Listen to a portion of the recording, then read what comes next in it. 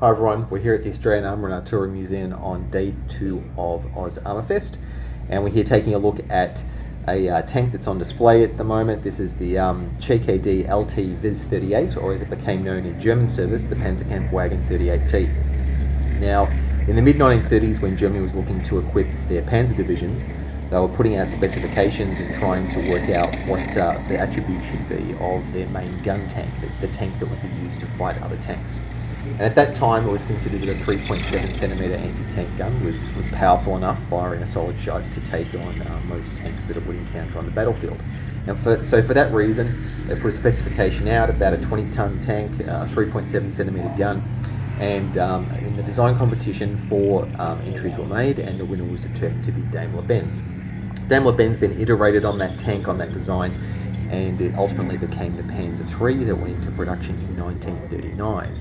So 1939 was also the year that the shooting war started in Europe. So when Germany was just getting started in invading Poland, they had no gun tanks. They were only just entering production.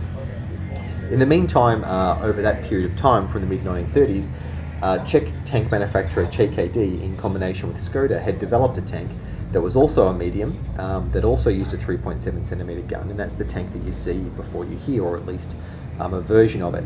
And this tank was called the LTM-38 when it finally went into German service. You see, the Czechoslovakia had and ČKD had put this tank into production. They'd exported it to Iran, to Peru and to Switzerland, and it had also won design competition with the Czechoslovak armed forces, who'd put in an order for about 150 of these.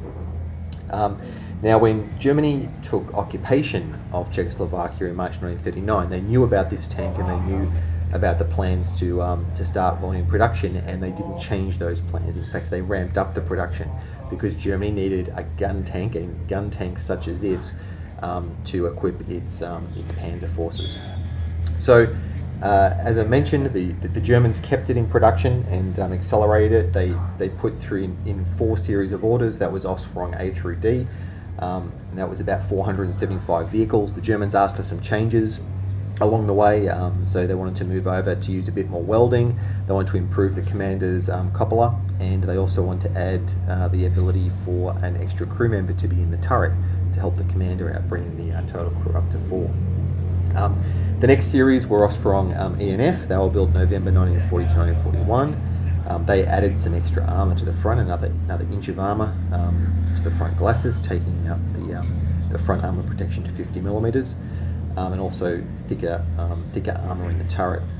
About 525 of that series were made, and then the last production series was the Ausführung G, and that was used a lot more welding in the hull, and 321 of those were shipped through to June 1942. So all of the Panzer 38Ts, as they became known in German service, were built by ČKD and retained the original Czech gun, which is a 37.2mm A2 gun, and that could penetrate about 27mm of enemy armour at 1,000 metres.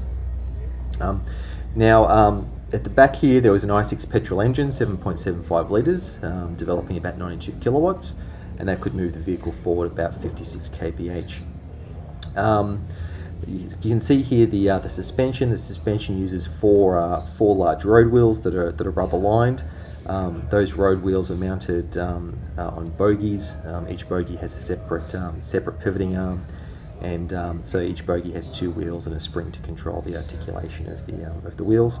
You've got a front drive sprocket, and you've got some return rollers, 2 return rollers on each side to keep the track clear of the road wheels when it's coming back. So the Panzer 38T was used during the invasion of Poland. The Germans had already taken delivery of some and had equipped 1 division, the 3rd Light Division. By 1940, in the Battle of France, it was equipping 2 full German divisions, the 7th and the 8th. And by the time of Operation Barbarossa, the invasion of Russia, in June 41, it was equipping 6 German divisions, 1 Hungarian and 1 Slovak division. In fact, it made up about 20% of all the tanks that the Germans took into Russia, and this 37mm gun could handle Russian BT tanks and also the T-26 tank that the Russians had deployed in great numbers, but it was incapable of handling the heavier Russian tanks that were appearing, such as the the T-34 and the KV-1. You can see here the tank was equipped with this main gun. It was also equipped with two ZB-53 machine guns, one in the turret there, and also one in the hull. Though this one has that hull space blanked off, so that there's no machine gun in the hull of this example. So that's the Panzer 38T, or the ČKD LT 38. It was considered quite a handy gun and had a good reputation amongst the German units that used it, particularly in Russia. But eventually it was outclassed by other vehicles. Its chassis did remain in production and was used to equip a lot of tank destroyers like the Hetzer and other self-propelled guns. So that's all I've got to say about the tank. I hope you enjoyed it, and thank you for making it to the end of the video and listen to me bang on about the ČKD LT 38 or the Panzer 38T. And I'll bring you another video on another tank hopefully very soon. So thanks for your attention, and see you later.